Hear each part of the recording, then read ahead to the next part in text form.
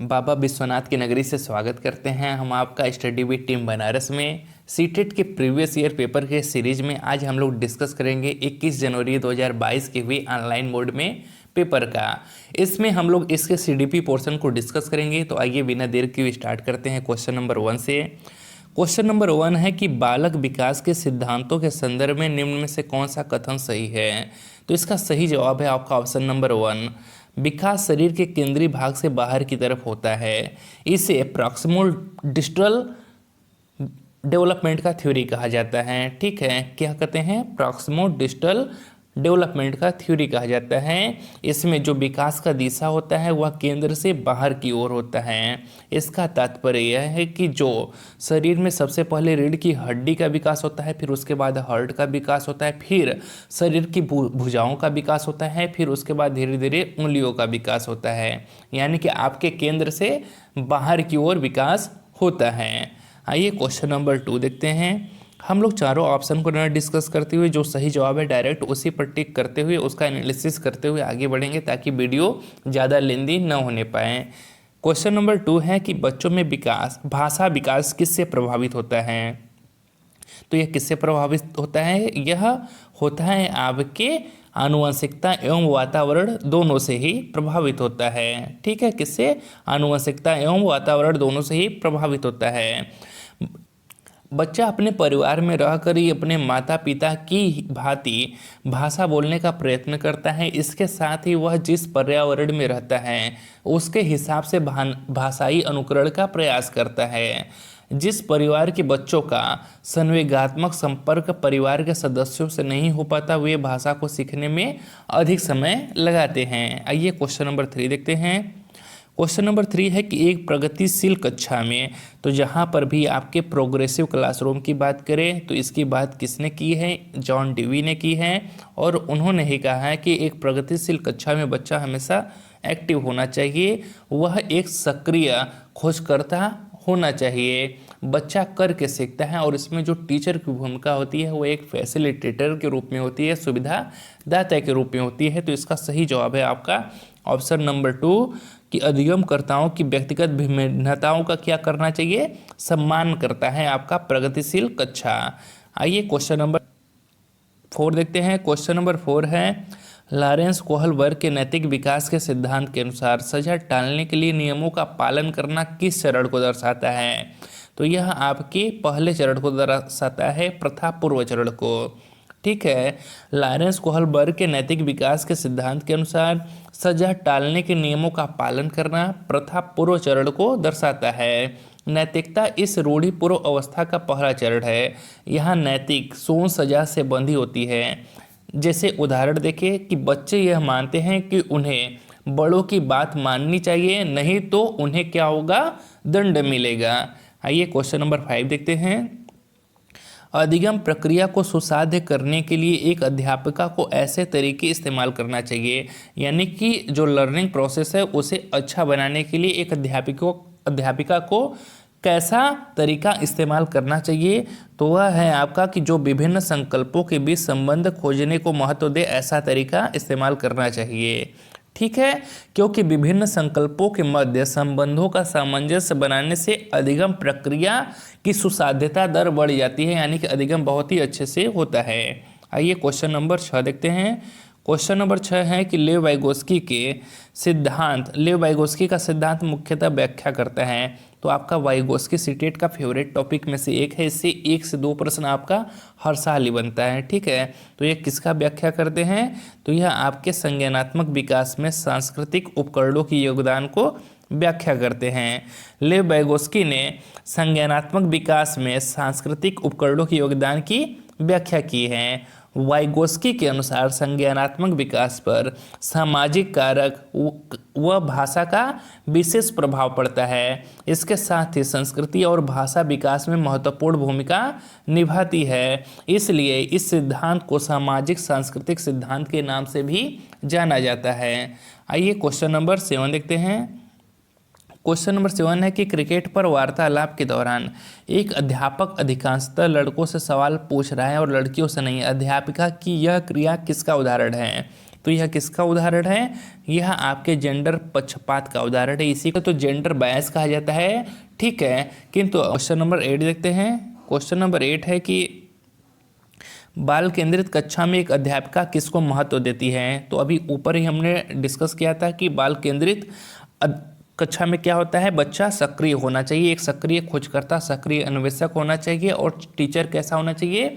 एक फैसिलिटेटर के रूप में होना चाहिए, सुविधादाता के रूप में होना चाहिए। तो इसका सही जवाब है आपका ऑप्शन नंबर 2 कि ज्ञान की सक्रिय संरचना प्रक्रिया को, यानी कि बाल केंद्रित कक्षा में क्या होता है, अध्यापिका ज्ञान की सक्रिय संरचना प्रक्रिया को महत्व देती है और बालक की रुचियों, प्रवृत्तियों तथा उनकी क्षमताओं को ध्यान में रखकर ही उससे शिक्षा प्रदान करती है।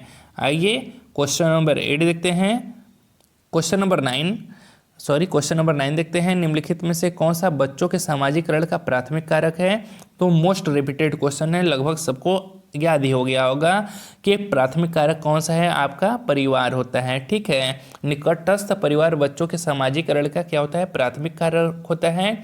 बच्चा परिवार में जन्म लेने के साथ ही परिवार के लोगों के संपर्क में आ जाता है तथा परिवार में ही वह भाषा का ज्ञान प्राप्त करता है और पारिवारिक सदस्यों के बीच घुल मिलकर रहने से उसमें सामाजिकरण का भाव भी पैदा होता है। इसीलिए क्या कहते हैं, परिवार को सामाजिकरण का प्राथमिक कारक कहा जाता है। आइए क्वेश्चन नंबर 10 देखते हैं।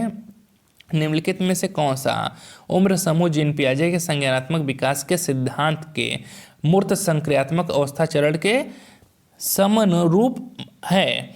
तो मूर्त संक्रियात्मक अवस्था किस में आता है? 7 से 11 साल के अवस्था में मूर्त संक्रियात्मक आता है। जन्म से 2 साल की बात करें तो संवेदी गामक होता है। 2 से 7 साल में पूर्व संक्रियात्मक अवस्था, 11 साल से ऊपर आपका अमूर्त संक्रियात्मक अवस्था होता है। आइए क्वेश्चन नंबर 12 देखते हैं। क्वेश्चन नंबर 11 देखते हैं। क्वेश्चन नंबर 11 है कि आप एक अध्यापक हैं जो विश्वास करता है कि बच्चे विभिन्न गतियों और अलग अलग तरीकों से सीख सकते हैं। आप अपनी कक्षा में ऐसी आकलन योजना करेंगे जो क्या होगा, आकलन के अलग अलग तरीकों पर आधारित हो। क्या हो, आकलन के अलग तरीके पे आधारित हो। ऐसा इसलिए कि कक्षा में बहुत से बच्चे ऐसे हो सकते हैं जिनके समझने और सीखने की गति बहुत अधिक होगी तथा कुछ बच्चे ऐसे भी होंगे जिनके सीखने तथा समझने की गति धीमी होगी। इसलिए उनके आकलन का तरीका भी अलग अलग होना चाहिए। आइए क्वेश्चन नंबर 12 देखते हैं। क्वेश्चन नंबर 12 है कि लेव वाइगोस्की के सिद्धांत के अनुसार निम्न में से कौन सी अध्यापन अधिगम प्रक्रिया को पाठ प्रदान करने की प्रभावशाली तकनीक है? पाठ की बात कर रहे हैं तो इसे ही ढांचा कहते हैं या फिर इंग्लिश में इसे स्कैप फोल्डिंग कहते हैं। तो इसका सही जवाब है ऑप्शन नंबर 3। समस्या को सुलझाने के दौरान अगर बच्चे को किसी बिंदु पर अटक जाए तो उस समय संकेत और इशारे देना। यहाँ पर संकेत और इशारे देने का जो तात्पर्य है वह उसे एक अस्थायी रूप से सहायता देने की बात की जा रही है, टेम्परेरी हेल्प देने की बात की जा रही है। ठीक है, तो हमारा पाठ या स्कैप फोल्डिंग क्या होता है, एक प्रोसेस होता है जिसमें अगर बच्चा कुछ सीख रहा है और वह सीख नहीं पा रहा है तो उसे टीचर द्वारा क्या किया जाना चाहिए, थोड़ा सा इशारा या हिंट के माध्यम से हेल्प कर दी जाए, जिसके माध्यम से क्या हो, बच्चा उस चीज़ को सीख ले, तो उसे ही क्या कहते हैं, आपका पाठ कहते हैं। तो ऑप्शन नंबर 3 सही हो जाएगा। आइए क्वेश्चन नंबर 13 देखते हैं। निम्नलिखित कथनों में से बुद्धिमत्ता के बारे में कौन सा कथन सही है? तो इसका सही जवाब है ऑप्शन नंबर 4। बुद्धिमत्ता विद्यालय में बेहतर प्रदर्शन करने की योग्यता से अधिक है। ठीक है, तो बुद्धिमत्ता के संदर्भ में यह कथन सही है कि यह विद्यालय में बेहतर प्रदर्शन करने की योग्यता से अधिक है। बुद्धिमत्ता और बेहतर प्रदर्शन दोनों अलग अलग चीज़ें हैं। एग्जाम्पल के तौर पर हम देख सकते हैं कि जैसे किसी बच्चे की बुद्धि लब्धि अच्छी हो किंतु वह किसी कारण से विद्यालय में बेहतर प्रदर्शन न कर पा रहा हो, जबकि सामान्य बुद्धि लब्धि वाला बालक अपनी मेहनत के फलस्वरूप उससे अधिक योग्यता का प्रदर्शन कर सकता है। आइए क्वेश्चन नंबर 14 देखते हैं। एक घोड़े को देखकर एक 3 वर्षीय बालिका चकित होकर बोली, वाह इतना बड़ा कुत्ता। जीन पियाजे के संज्ञानात्मक विकास के सिद्धांत के अनुसार बालिका की यह प्रतिक्रिया निम्न में से किसका उदाहरण है? तो यह किसका उदाहरण है? आत्मसातकरण यानी कि समावेशन का उदाहरण है। यानी कि बच्चे ने उस चीज़ को पहले से ही अपने दिमाग में क्या किया था, स्कीमा बनाया हुआ था कि कुत्ता होता है तो उसकी 4 टांगे होती हैं, एक मुंह होता है, नाक होता है, ठीक है। तो जब उसने घोड़े को देखा तो उसे लगा कि यह कुत्ता ही है, ठीक है। तो यह किसका उदाहरण है? आपका आत्मसात्करण का उदाहरण है। आत्मसातीकरण क्या होता है? तो यह वह प्रोसेस होता है जिसमें बालक या बालिका नए ज्ञान को पूर्व ज्ञान योजनाओं में शामिल कर लेता है। अर्थात बालक या बालिका क्या करते हैं? नए ज्ञान को आत्मसात अपने पुराने स्कीमा में ही कर लेता है, उसमें किसी भी प्रकार का कोई चेंज नहीं करता है, ठीक है। जैसे वहाँ पर उसने घोड़े को देखा तो उसे कुत्ता समझ लिया और कुत्ता ही समझकर उसे अपने माइंड में क्या कर लिया, मतलब कि रख लिया। अब वह फिर से कभी भी घोड़े को देखेगी तो उसे कुत्ता है कहेगी, जब तक कि उसे कोई बताएगा नहीं कि नहीं, यह कुत्ता नहीं, यह घोड़ा है, ठीक है। और वह फिर से अपने इस स्कीमा में मॉडिफिकेशन नहीं करेगी। आइए क्वेश्चन नंबर 15 देखते हैं और इस वीडियो का लास्ट प्रश्न है। अगर वीडियो अच्छा लग रहा हो तो वीडियो को लाइक और चैनल को सब्सक्राइब करिएगा दोस्तों। क्वेश्चन नंबर 15 है, भाषा एवं विचार पर लेव वाइगोस्की क्या सुझाते हैं? देखिए वाइगोस्की से ही आपका 3 प्रश्न हो गया, तो इसका सही जवाब है ऑप्शन नंबर 1, भाषा संज्ञानात्मक विकास को निर्देशित करती है। भाषा एवं विचार पर लिव वाइगोस्की यही सुझाते हैं कि भाषा संज्ञानात्मक विकास को निर्देशित करती है। अधिगम और विकास की पारस्परिक प्रक्रिया में बालक की सक्रिय भागीदारी होती है, जिसमें भाषा का संज्ञान पर सीधा प्रभाव पड़ता है। और भाषा समाज द्वारा दिया गया प्रमुख सांकेतिक उपकरण होता है, टूल्स होता है, जो कि बालक के निकाय में विशेष रूप से इम्पोर्टेंट होता है, महत्वपूर्ण होता है। अगर वीडियो अच्छा लगा हो तो वीडियो को लाइक और चैनल को सब्सक्राइब करिएगा दोस्तों। बचे हुए CDP के 15 क्वेश्चंस को हम लोग नेक्स्ट वीडियो में डिस्कस करेंगे।